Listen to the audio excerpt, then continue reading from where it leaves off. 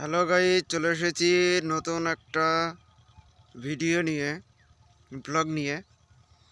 অনেক দিন পর একটানা 9খানা ডিউটি করার পর গতকালকে একটা লিভ ছিল। লিভ মানে সেটা তো ভালোই বোঝে, সেটা ছুটি হয়। তো আজকে উইক অফ আছে, আজকেও ছুটি আছে। কালকে ভিডিও বানাতে পারিনি, কালকে প্রচণ্ড বাড়ি কাজ ছিল। সেই কাজগুলো দুই ভাই মিলে কাজগুলো করেছি, সেই জন্য ভিডিও বানানো হয়নি, ভিডিও দেওয়াও হয়নি খুব একটা। তো ভিডিওগুলো এখন থেকে যখনই ছুটি পাবো তখনই ভিডিও দিতে থাকবো। তো সকালবেলায় দেখো প্রচণ্ড পরিমাণে কুয়াশা, সূর্য মামা ওই যে উঠেছে পূর্ব আকাশে দেখা যাচ্ছে। তো শীতের দিনে প্রচণ্ড শীত পড়েছে, সেই জন্য সব জায়গায় ঢাকা আছে,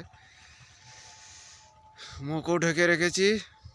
তো দেখো আমার বরবটি গাছগুলো কিন্তু দারুণ আছে এখনো। আর বরবটি শীতের সময় তো এখন একটু কম হবে, যেহেতু প্রচণ্ড পরিমাণে ঠান্ডা। তো তবুও যা আছে খারাপ নেই। এই যে বরবটি,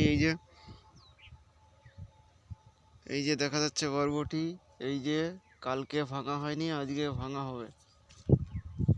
কালকে কাজের জন্য কালকে ভাঙার ডেট ছিল, কিন্তু ভাঙা হয়নি। এই দেখো এইখানে একটা এদের 4খানা ধরেছে, 4খানা আছে একটা ডোকায়। এই যে এখানেও দেখছি, দেখো এই যে একটা ইয়েতে 4খানা।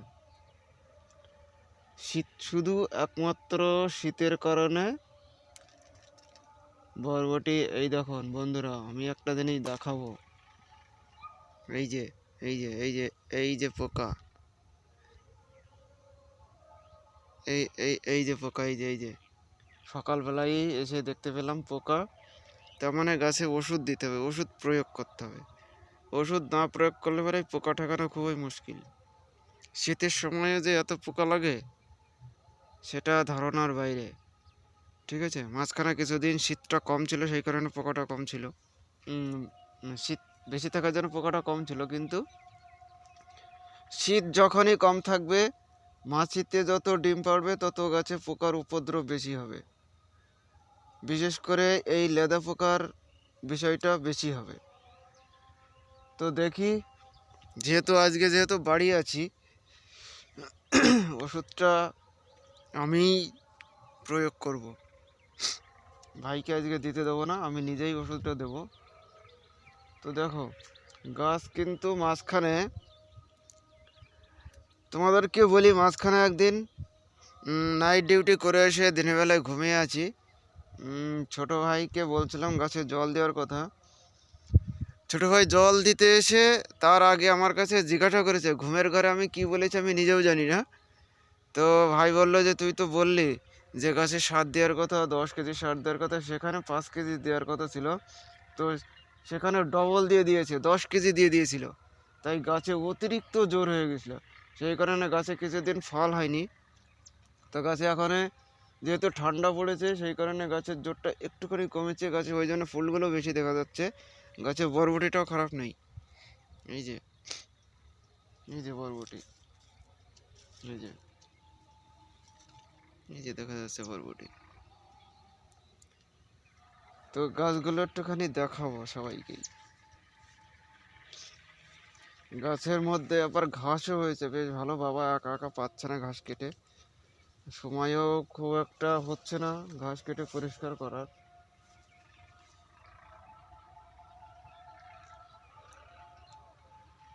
বেশ সুন্দর হচ্ছে। এই যে ডোকাগুলো সব বাইরে চলে যাচ্ছে, ডোকাগুলো ঠিক করতে হবে। তো দেখো গাছে প্রচণ্ড পরিমাণে ফুল আছে গাছে, কিন্তু ফুলগুলো ফুটছে কম ঠান্ডার কারণে। একমাত্র ঠান্ডার কারণে ফুলগুলো কম ফুটছে। এই দেখো বরবটি, দেখো এই যে কি সুন্দর বরবটি গেছে। গাছের মাথা এই যে এখানে ভেঙে গেছে, গাছের ডোকাডোকি সব নিচের দিকে চলে যাচ্ছে, এগুলো ঠিক করতে হবে। তো দেখো, তবে সকালবেলায় আর একটা জিনিস দেখাবো। কালকে একটা ভিডিওতে দেখেছিলাম আমি পুকুরে মাছ ছেড়েছিলাম গত বছর, কী মাসে ছেড়েছিলাম আমি জানি না, 140 টাকা দিয়ে একজনা নদীর থেকে জিওল মাছ আর কিছু পাকাল মাছ এনেছিল। তো উনি দাম চেয়েছিল 150 টাকা, সেখানে আমি 140 টাকা দিয়ে জিওল মাছ কটা রেখে দিয়ে পুকুরে ছেড়ে দিয়েছিলাম। কটা মাছ হয়েছিল অ্যাকচুয়ালি মনে নেই, যাই হোক 20টা মতো হয়তো হবে। তো তার থেকে মাছ অন্তত 5-6 কেজি মাছ হয়েছে। পুকুরের জল শুকিয়ে ফেলেছি, 5-6 কেজি জিওল মাছ হয়েছে। আর ছোটো মাছগুলো যেগুলো বাচ্চা ছেড়ে খুব একটা বড় হয়নি, সে মাছগুলোও ধরেছি। আরও মাছ রয়েছে পুকুরে, সে মাছগুলো ধরা যাচ্ছে না, এত কাটা মারছে। বাবা প্রথম দিন 4খানা কাটা দিয়েছে জিওল মাছে। তারপরে কালকে আবার ধরতে নেমেছিল, কালকেও দিয়েছে। আমিও ধরেছি কালকে সকালবেলায়, কিন্তু আমার কিছু হয়নি। তবে আজকে সকালবেলায় মাছ কাটার সময়, একথা বলা ভুল নয়, ঠিকই বলছি আমি, মাছ কাটার সময় এই যে আমাকে কেটে দিয়েছে, রক্ত বেরোচ্ছে এই যে। তো খুব যন্ত্রণা হচ্ছে, সকালবেলায় করে তো খুব যন্ত্রণা হচ্ছে। তো যাই হোক, দেখো আমার বরবটি জমিটা কিন্তু দারুণ লাগছে। আর এই যে এই পাশটায় ওই যে শস্যের জমি, আর ওই সাইডটায় আমার শস্যের জমি আছে। আর পটল গাছগুলো তো কেটে দিয়েছি, শুকিয়ে গেছে পটল গাছ, আবার ডোকা হচ্ছে নিচ দিয়ে। তো সবাইকে একটা কথাই বলবো, শিকারি পায়রা চ্যানেলটিকে অবশ্যই সাবস্ক্রাইব করতে হবে, বেল আইকনটিতে টিংটং করে বাজিয়ে দিতে হবে। তো ভিডিওটা এখানেই শেষ করব, দেখা হচ্ছে পরের ভিডিওতে।